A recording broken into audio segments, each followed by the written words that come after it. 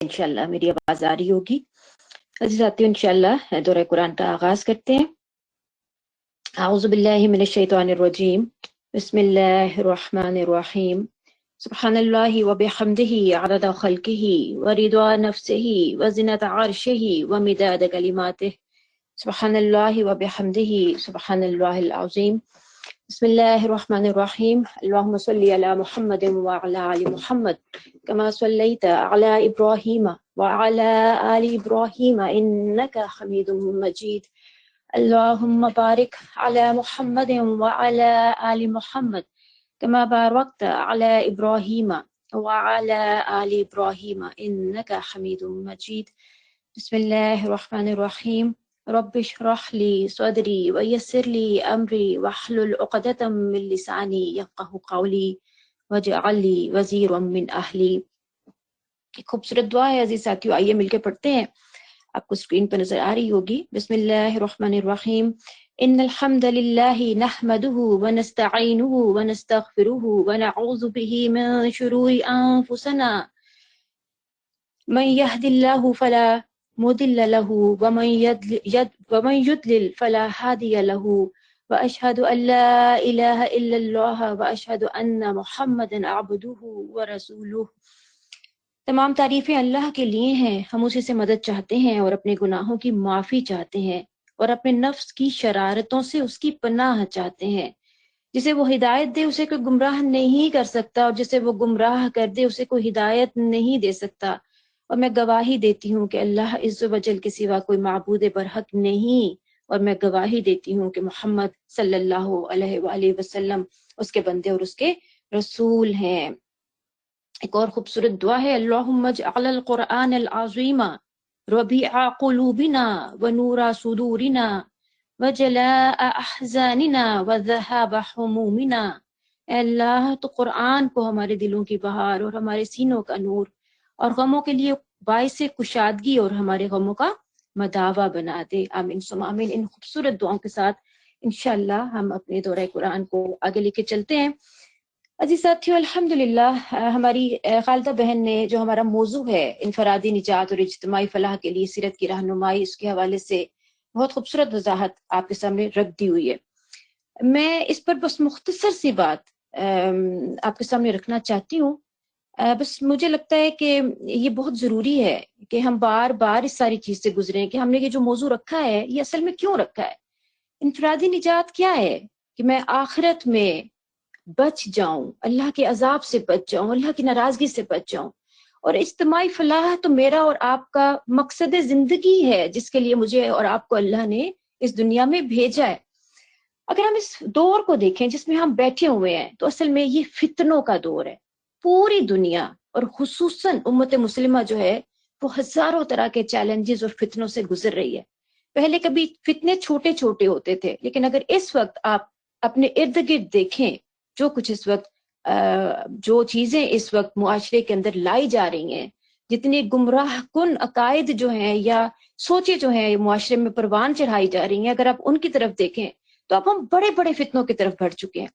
Social media अगर एक तरफ दीन के एतबार से हमें फायदा दे रहा है तो दूसरी तरफ ये आज शर को फैलाने का एक बहुत कारआमद जरिया है।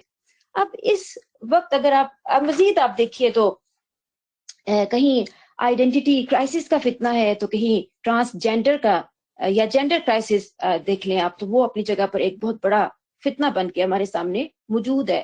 कहीं फिरकों के, कहीं सियासी पार्टियों के, कहीं जात बरादरियों के फितने हैं। इसी तरह से आप देखिए LGBTQ और सेम सेक्स मैरिजेस एक बहुत बड़ा फितना बन के हमारे इर्द गिर्द इस वक्त पूरी शिद्दत के साथ हमें नजर आ रहे हैं। यानी एक तरफ तो ये सूरत हाल है कि हम हर तरफ से इतने बड़े बड़े फितनों में घिरे हुए हैं, और दूसरी तरफ हाल ये है कि हम इन तमाम फितनों और चैलेंजेस से बिल्कुल गाफिल और अपनी अपनी दुनिया बनाने में मगन है। और इनफरादी निजात और इज्तिमाई फलाह की फिक्र जो है वो मुसलमानों के अंदर, क्योंकि हम असल में जिम्मेदार हैं इस चीज के, इस एतबार से हमारे अंदर ये फिक्र कम ही नजर आती है। जबकि आप देखिए कि जो जिम्मेदारी हमें दी गई है उस एतबार से हम सिर्फ मुसलमानों को जगाने के जिम्मेदार नहीं है, हमें तो सारे इंसानों पर गवाह बनना है। اس کے لیے ہمیں اس کے لیے ایک تاکیدی حکم ہے جو قرآن کے اندر موجود ہے. اللہ تعالیٰ فرماتے ہیں کنتم خیر امۃ اخرجت للناس تأمرون بالمعروف وتنہون عن المنکر وتؤمنون باللہ. اب دنیا میں وہ بہترین گروہ تم ہو جسے انسانوں کی ہدایت اور اصلاح کے لیے میدان میں لایا گیا ہے. تم، میں، ہم سب، یہ جتنے لوگ ہم یہاں بیٹھے ہیں، ہم جتنے مسلمان ہیں، ہم سب اس امت کا حصہ ہیں. ظاہر سی بات ہے، اور ہم اس بات کے ذمہ دار ہیں. ہمیں لایا ہی اس دنیا میں اس لیے گیا ہے کہ ہم انسانوں کی ہدایت اور اصلاح کے لیے کام کریں گے. کیوں؟ کیونکہ تم نیکی کا حکم دیتے ہو، بدی سے روکتے ہو، اللہ پر ایمان رکھتے ہو. ساتھیو، یہ کام ہے، یہ ٹاسک ہے جو اللہ نے مجھے اور آپ کو دیا ہے. اچھا، پھر اگر آپ مزید اس کو تھوڑا سا آگے بڑھیں ہم، تو ہم دیکھتے ہیں کہ نبی صلی اللہ علیہ وآلہ وسلم ایک بڑی خوبصورت حدیث ہے، بڑی فکر انگیز حدیث ہے جو فتنوں ہی کے حوالے سے ہے. اسے مسلم نے روایت کیا ہے. حضرت ابو ہریرہ رضی اللہ تعالیٰ عنہ سے روایت ہے کہ رسول اللہ صلی اللہ علیہ وآلہ وسلم نے ارشاد فرمایا کہ جلدی کر لو اعمال صالحہ. یہ انفرادی نجات کی بات ہو رہی ہے عزیز ساتھیوں. کیوں؟ کیونکہ ان فتنوں کے آنے سے پہلے جو اندھیری رات کے ٹکڑوں کی طرح پے بپے آئیں گے. حال یہ ہوگا کہ صبح کرے گا آدمی اس حال میں کہ اس میں ایمان ہوگا، اور شام کرے گا اس حال میں کہ وہ ایمان سے محروم ہو چکا ہوگا. اور شام کو وہ مومن ہوگا اور اگلی صبح وہ مومن نہ رہے گا، کافر ہو جائے گا. دنیا کی متاع قلیل کے بدلے وہ اپنا دین اور ایمان بیچ ڈالے گا. دیکھیے، اتنی سخت اور اتنی اہم حدیث ہے. اب اس پہ اگر تھوڑا سا ہم غور و فکر کریں تو نبی صلی اللہ علیہ وآلہ وسلم کے اوپر اس بات کو منکشف کر دیا گیا تھا کہ ان کی امت پر ایسے حالات آئیں گے کہ رات کے اندھیرے کی طرح ڈھیروں فتنے ہیں جو لگاتار برپا ہوں گے. ان کی وجہ سے ایسا بھی ہوگا کہ ایک آدمی صبح کو اس حال میں اٹھے گا کہ اپنے عقیدے اور عمل کے لحاظ سے اچھا خاصا مومن اور مسلم ہوگا، لیکن شام ہوتے ہوتے وہ کسی گمراہی یا بدعملی میں مبتلا ہو کر اپنا دین اور ایمان برباد کر چکا ہوگا. اور آج آپ دیکھیں تو ہمارے ارد گرد ایسے ہزاروں فتنے ہیں جو انسان کے ایمان کے لیے بہت بڑا خطرہ بن گئے. یہ فتنے جو ہیں، یہ آج کی جو تحریکیں جس طرح سے گمراہ کرنے والی جو تحریکیں اس وقت ہمارے ارد گرد اٹھی ہوئی ہیں، اس شکل میں بھی آ سکتے ہیں، اور اصل میں تو آ چکے ہیں اور پہلے بھی آتے رہے ہیں. اور اسی طرح مال اور دولت یا اقتدار کی ہوس اور دوسری جو نفسانی خواہشات ہیں اس کی شکل میں بھی. اگر حدیث کے آخری حصے پہ غور کریں تو ترجمہ اس کا یہ ہے کہ دنیا کی قلیل متاع کے بدلے اپنا دین اور ایمان بیچ ڈالے گا. اب اس بات کو اگر ہم سمجھیں تو اس کا مطلب یہ نہیں ہے کہ آدمی دین حق یعنی اسلام کا منکر ہو کر ملت سے خارج اور ٹھیٹھ کافر ہو جائے گا، بلکہ اس میں وہ سب صورتیں داخل ہیں جن میں آدمی دنیا کے لیے، جس میں مال و دولت اور اقتدار کی ہوس ہے اور ہر طرح کے نفسانی اغراض شامل ہیں، دین کو یعنی اللہ اور رسول کے احکام کو نظر انداز کر دے گا. اس طرح دنیا کی طلب میں آخرت فراموشی اور ہر قسم کا فسق و فجور بھی اس ساری چیز کے اندر شامل ہے، اور یہ پھر عملی کفر بن جاتا ہے. کہنے کو تو ہم اللہ کا کلمہ پڑھتے ہیں لیکن عملاً ہم ان ساری چیزوں کا شکار ہو جاتے ہیں. اچھا، اب یہ اصل میں یہ جو حدیث ہے، یہ اگر ہم غور کریں تو یہ نبی صلی اللہ علیہ وآلہ وسلم کی وصیت ہے ہم مسلمانوں کے لیے. یہ ہے کہ ہر مومن ان آنے والے فتنوں سے ہوشیار رہے. پریڈکشنز کس لیے کی جاتی ہیں؟ آنے والے حالات کا کس لیے بتایا جاتا ہے؟ تاکہ انسان پہلے سے جان لے یہ خطرہ آنے والا ہے، اس خطرے سے اپنے آپ کو کس طرح بچانا ہے، کس طرح سے محفوظ رکھ سکیں گے. تو یہی چیز ہے جو نبی صلی اللہ علیہ وسلم مجھے اور آپ کو بتا رہے ہیں. یہ فتنے آنے والے ہیں، یہ فتنے آ چکے ہیں، ہوشیار ہو جاؤ، بچا لو، انفرادی نجات کی فکر کر لو. اور پھر کیا ہے؟ آخری بات ہے، اور اعمال صالحہ کے اہتمام میں سبقت اور جلدی کرو.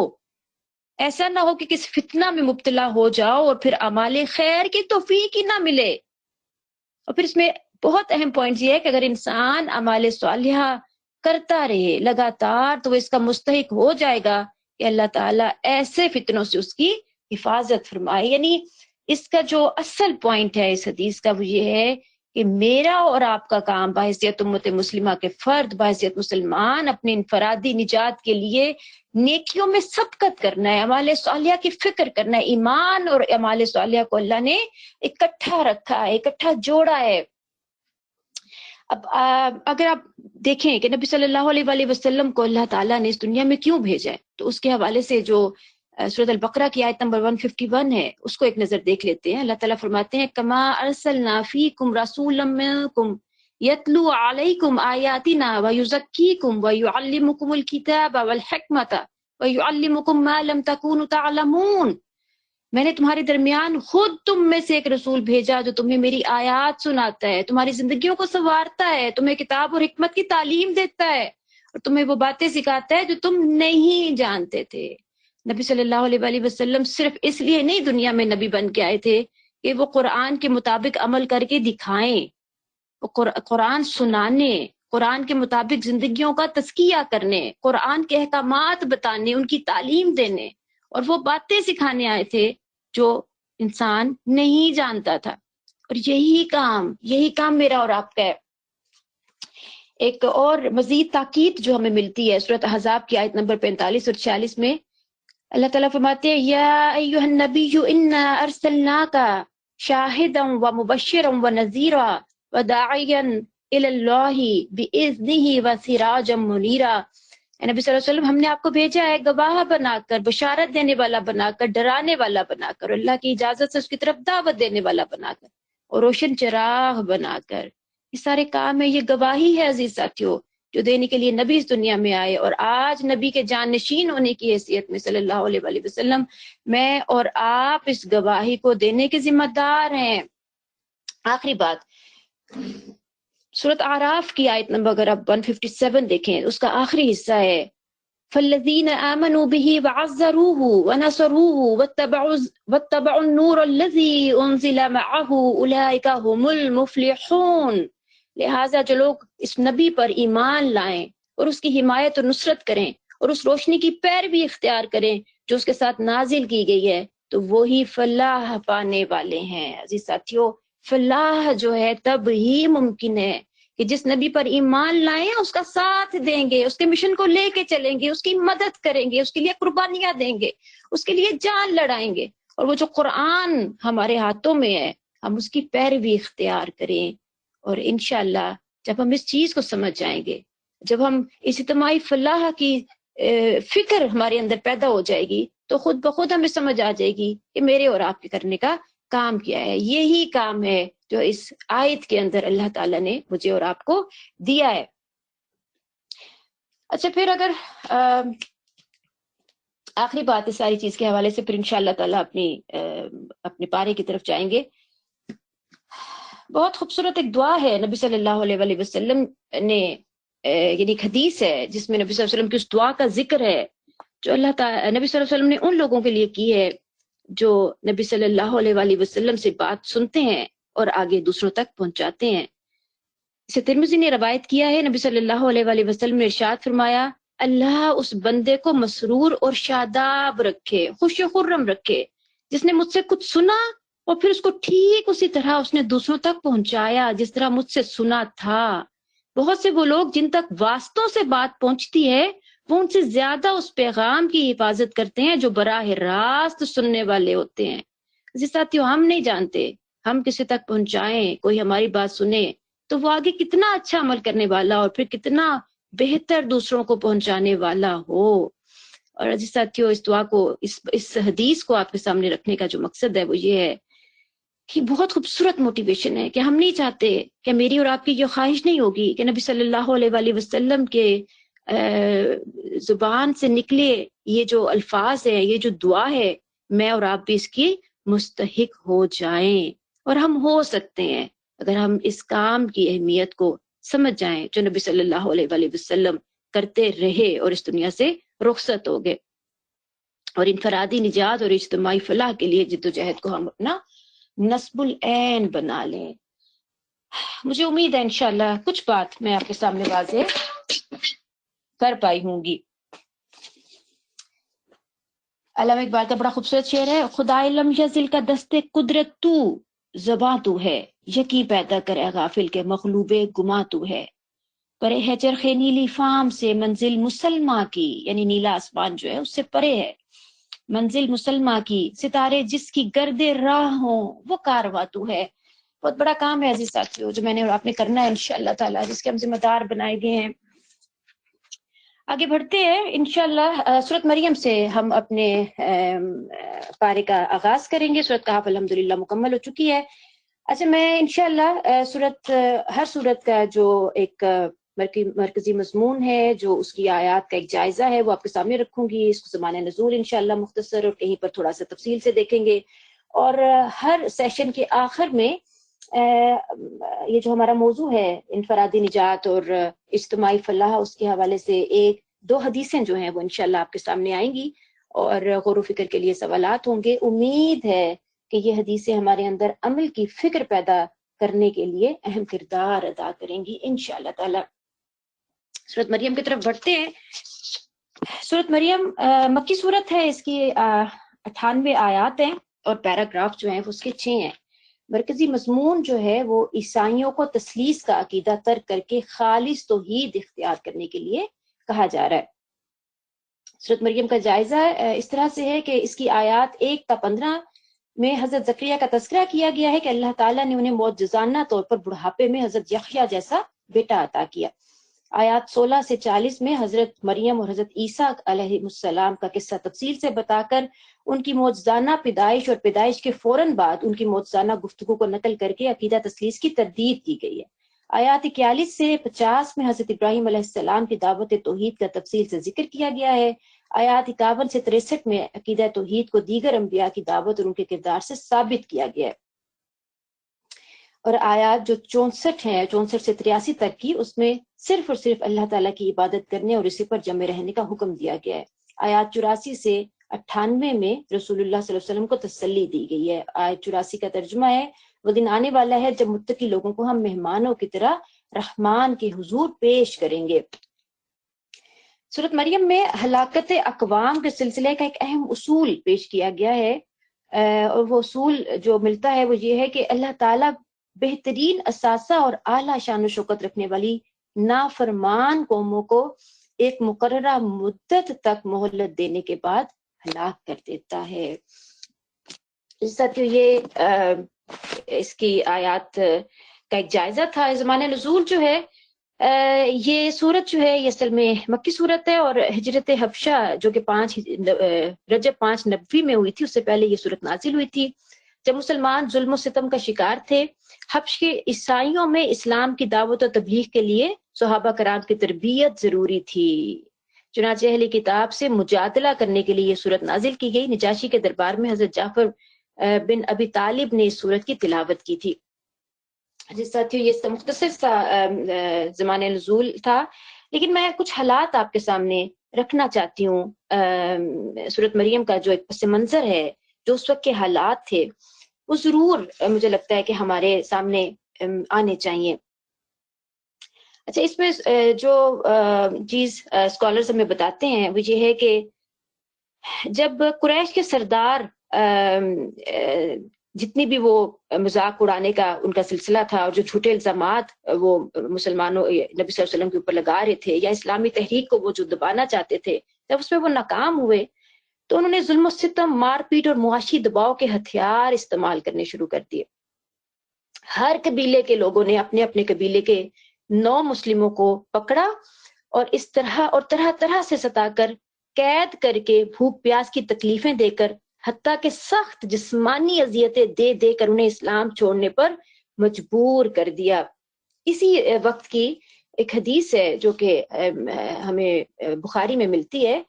حضرت خباب بن ارد کہتے ہیں کہ ایک روز نبی صلی اللہ علیہ وآلہ وسلم کعبے کے سائے میں تشریف فرما تھے۔ میں نے آپ کی خدمت میں حاضر ہو کر عرض کیا، یا رسول اللہ صلی اللہ علیہ وسلم، اب تو ظلم کی حد ہو گئی ہے، آپ خدا سے دعا کیوں نہیں فرماتے؟ یہ سن کر آپ صلی اللہ علیہ وسلم کا چہرہ مبارک تمتما اٹھا اور آپ نے فرمایا، تم سے پہلے جو اہل ایمان تھے ان پر اس سے زیادہ مظالم ہو چکے ہیں۔ ان کی ہڈیوں پر لوہے کی کنگھیاں گھسی جاتی تھیں، ان کے سروں پر رکھ کر آرے چلائے جاتے تھے، پھر بھی وہ اپنے دین سے نہ پھرتے تھے۔ یقین جانو کہ اللہ اسلام کو پورا کر کے رہے گا، یہاں تک کہ ایک وقت وہ آئے گا کہ ایک آدمی صنع سے حضر موت تک بے کھٹکے سفر کرے گا اور اللہ کے سوا اس کو کسی کا خوف نہ ہوگا، مگر تم لوگ جلد بازی کرتے ہو۔ اللہ کے راستے میں تکلیفیں اٹھانا بہت مشکل چیز ہے عزیز ساتھیو، آسان چیز نہیں ہے، لیکن یہ وہ تکلیفیں ہیں جو ہر دور میں ان لوگوں نے اٹھائی ہیں جو دین کے لیے کام کرنے والے لوگ ہیں، جو دین کو اختیار کرنے والے لوگ ہیں۔ اچھا، اب اس طرح کے حالات میں نبی صلی اللہ علیہ وآلہ وسلم نے مسلمان یعنی جو اس وقت مسلمان تھے ان کو حبشہ کی طرف ہجرت کرنے کا حکم دیا، اور آہستہ آہستہ لوگ جو تھے وہ حبشہ کی طرف نکلتے چلے گئے۔ تقریباً ایک وقت آیا کہ 83 مرد اور 11 عورتیں جو تھی وہ حبشہ کی طرف ہجرت کر چکے تھے، جبکہ مکہ میں نبی صلی اللہ علیہ وآلہ وسلم کے ساتھ مسلمانوں کی جو تعداد تھی وہ صرف 40 رہ گئی تھی۔ اب اس ہجرت سے مکے کے گھر گھر میں کوہرام مچ گیا، کیونکہ قریش کے بڑے اور چھوٹے خاندانوں میں سے کوئی ایسا نہ تھا جس کے چشم و چراغ ان مہاجرین میں شامل نہ ہو۔ کسی کا بیٹا گیا تو کسی کا داماد، کسی کی بیٹی گئی تو کسی کا بھائی اور کسی کی بہن۔ اسی لیے کوئی گھر نہ تھا جو اس واقعے سے متاثر نہ ہوا ہو۔ بعض لوگ اس کی وجہ سے اسلام دشمنی میں پہلے سے سخت ہو گئے، یعنی ہجرت یہ جو ہوئی تھی اس کی وجہ سے، اور بعض کے دلوں پر اس کا اثر ایسا ہوا کہ آخر کار وہ مسلمان ہو کرے، اور ان لوگوں میں حضرت عمر بھی شامل تھے۔ حضرت عمر کی اسلام دشمنی پر جو پہلی چوٹ پڑی تھی وہ اسی ہجرت کے موقع پر پڑی تھی۔ ہوا کیا تھا کہ وہ ایک دن اپنی ایک قریبی رشتہ دار لیلہ بنت حسمہ کے پاس گئے، تو وہ ہجرت کے لیے اپنا سامان باندھ رہی تھی۔ وہ کہتی ہیں کہ میرے شوہر آمن بن ربیہ کسی کام سے باہر گئے ہوئے تھے، اتنے میں عمر آئے اور کھڑے ہو کر میری مشغولیت کو دیکھتے رہے۔ کچھ دیر کے بعد کہنے لگے، عبداللہ کی ماں جا رہی ہو؟ میں نے کہا ہاں، خدا کی قسم تم لوگوں نے ہمیں بہت ستایا ہے، خدا کی زمین کھلی پڑی ہے، اب ہم کسی ایسی جگہ چلے جائیں گے جہاں خدا ہمیں چین دے۔ یہ سن کر عمر کے چہرے پر رقت کے ایسے آثار طاری ہوئے جو وہ کہتی ہیں کہ میں نے کبھی پہلے نہیں دیکھے، اور بس یہ کہہ کر نکل گئے کہ خدا تمہارے ساتھ ہو۔ اچھا، اب تھوڑا سا اس چیز کو دیکھ لیتے ہیں جو نجاشی کے دربار میں جو حضرت جعفر طیار نے وہاں پر جو آیات پڑھی تھی، وہ جو واقعہ ہے اس کو دیکھتے ہیں۔ یعنی جب یہ ہجرت ہوئی ہے تو جو قریش تھے انہوں نے کچھ لوگوں کو نجاشی کے پاس بھیجا، اس غرض کے لیے 2 ماہرین جو تھے عبداللہ بن ابی ربیہ اور عمرو بن عاص، ان کا انتخاب کیا گیا۔ یہ دونوں بادشاہ اور پادریوں کے لیے تحفے تحائف لے کر حبشہ پہنچے۔ پہلے پادریوں سے ملے اور انہیں تحفے تحائف دے کر اس بات پر آمادہ کر لیا کہ جب ہم بادشاہ کے سامنے اپنی عرض داشت پیش کریں تو وہ ان کی ہاں میں ہاں ملا دیں۔ چنانچہ دوسری دن اس وفد نے بادشاہ کے سامنے حاضر ہو کر نذرانے پیش کرنے کے بعد عرض کی کہ ہمارے چند مجرموں نے مکہ سے بھاگ کر آپ کے ہاں پناہ لے لی ہے، وہ ہمیں واپس کر دیے جائیں۔ ساتھ ہی رشوت خور درباریوں اور پادریوں نے ہاں میں ہاں ملا دی، مگر نجاشی انصاف پسند انسان تھا، ان کی باتوں میں نہ آیا اور کہہ دیا کہ جب تک میں ان لوگوں کی بات نہ سن لوں ان کی واپسی کا کیسے حکم دے سکتا ہوں۔ چنانچہ مسلمانوں کو بلایا گیا اور ان سے صورتحال دریافت کی گئی۔ مسلمانوں نے سیدنا جعفر طیار کو اپنا نمائندہ یا ترجمان مقرر کیا۔ انہوں نے بتایا کہ ہم فلاں قسم کی گمراہیوں میں مبتلا تھے، اللہ تعالیٰ نے ہمارے درمیان نبی مبعوث کیا جس پر ہم ایمان لے آئے، تو یہ لوگ ہمارے ہاتھ دھو کر ہمارے پیچھے پڑ گئے، انہی لوگوں کے ظلم و ستم سے تنگ آ کر ہم نے آپ کے ملک میں پناہ لی ہے۔ نجاشی کہنے لگا، تمہارے نبی پر جو کلام نازل ہوا ہے اس کا کچھ حصہ تو سناؤ۔ چنانچہ سیدنا جعفر طیار نے اسی سورت مریم کی ابتدائی آیات تلاوت فرمائی جن میں سیدنا زکریا اور سیدہ مریم کا ذکر ہے۔ یہ کلام سن کر نجاشی پر رقت طاری ہو گئی، سنتا جاتا تھا اور روتا جاتا تھا حتیٰ کہ اس کی داڑھی تر ہو گئی، اور جب سیدنا جعفر طیار نے تلاوت ختم کی تو کہنے لگا، یہ کلام اور وہ کلام جو سیدنا عیسیٰ پر نازل ہوا دونوں ایک ہی منبع سے پھوٹے ہیں، واللہ میں ان لوگوں کو تمہارے حوالے نہیں کروں گا۔ اب ظاہر نجاشی کا یہ انکار جو تھا وہ قریشی وفد کو بہت مایوس کر کے گیا۔ انہوں نے صورتحال پہ غور کیا۔ عمرو بن عاص یکدم پکار اٹھا کہ بادشاہ سے دوبارہ ملاقات کی جائے، میں کل ایسی بات پیش کروں گا جس سے یقیناً ہم کامیاب ہوں گے۔ چنانچہ دوسرے دن عمرو بن عاص نے رسائی حاصل کر کے بادشاہ سے کہا حضور آپ کو یہ بھی علم ہے کہ یہ لوگ سیدنا عیسیٰ کے متعلق کیا اعتقاد رکھتے ہیں؟ بادشاہ نے اس سوال کے جواب کے لیے دوبارہ مسلمانوں کو بلا بھیجا. انہیں بھی اس بات کی خبر ہو گئی تھی. بہرحال انہوں نے یہ طے کر لیا کہ حالات جیسے بھی پیش آئیں ہمیں سچی بات ہی کہنا چاہیے. اور جب نجاشی نے یہ سوال کیا تو سیدنا جعفر تیار کہنے لگے کہ عیسیٰ علیہ السلام اللہ کے بندے، اس کے رسول، روح اللہ اور کلمت اللہ تھے. یہ جواب سن کر نجاشی نے ایک تنکا اٹھایا اور کہا واللہ جو کچھ تم نے کہا عیسیٰ اس تنکے کے برابر بھی اس سے زیادہ نہیں ہے. نجاشی کے اس تبصرے پر درباری لوگ برہم ہوئے مگر نجاشی نے اس کی کچھ پرواہ نہ کی. قریشی سفارت مکمل طور پر ناکام ہو گئی. نجاشی نے ان کے تحائف انہیں واپس کر دیے اور مسلمانوں کو امن و اطمینان سے اس ملک میں رہنے کی اجازت دے دی. یہ وہ واقعہ ہے جو سورۃ مریم کے پس منظر میں ہمیں ملتا ہے. سورت کو شروع کرتے ہیں. بسم اللہ الرحمن الرحیم. کاف ہا یا عین صاد. ذکر رحمت ربک عبدہ زکریا اذ نادى ربه نداء خفيا قال رب إني وهن العظم